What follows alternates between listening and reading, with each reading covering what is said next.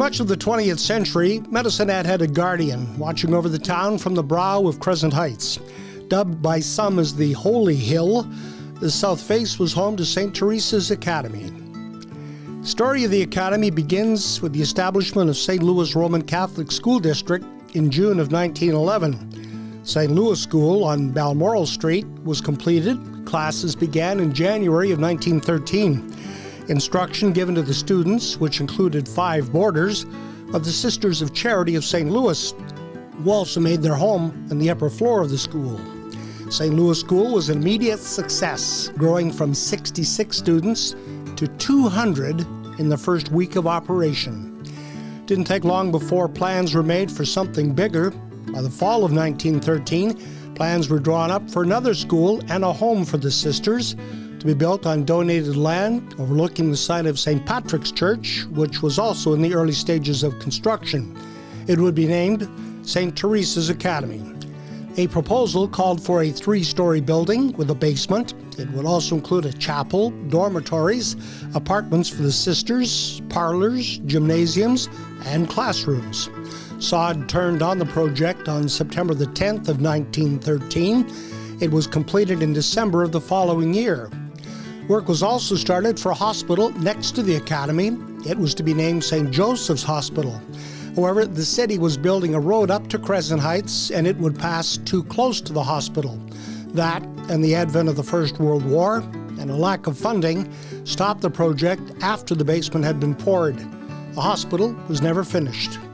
21 pupils began classes in the new academy in January of 1915. Within 3 years, there were 120 students being boarded, and the house across the street was purchased for boys who were to be boarded. When summer recess came, the sisters began building a stone wall around the perimeter of the academy. They found suitable stones in Police Point Park and used wheelbarrows to haul them 3 kilometers up the hill in the summer heat that was noted to top 40 degrees Celsius in the shade. Trees planted around the property and a pasture for the cow also expanded.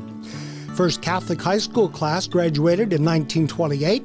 And in 1930, the Academy became affiliated with the University of Ottawa, offering a full arts degree that would last until 1942.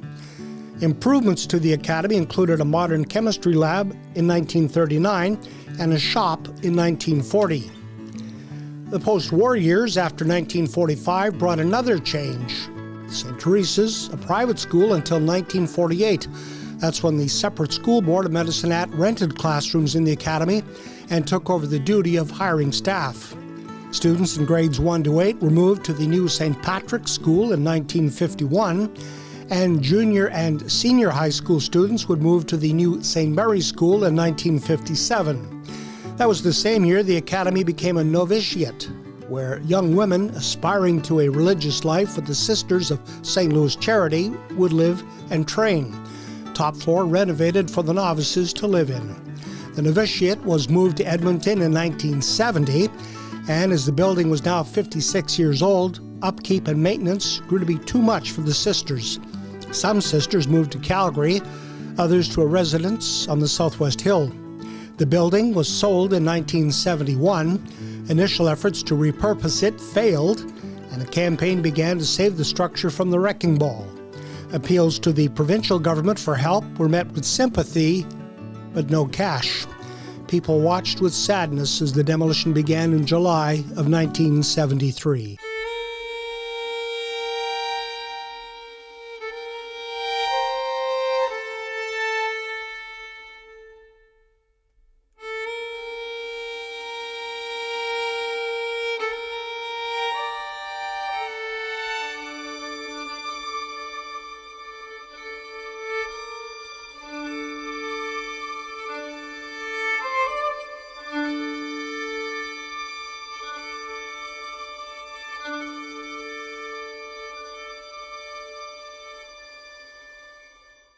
Stained glass windows were preserved. Artisan Robert Wiseman restored them to their former glory in preparation for installation into the new Holy Trinity Academy.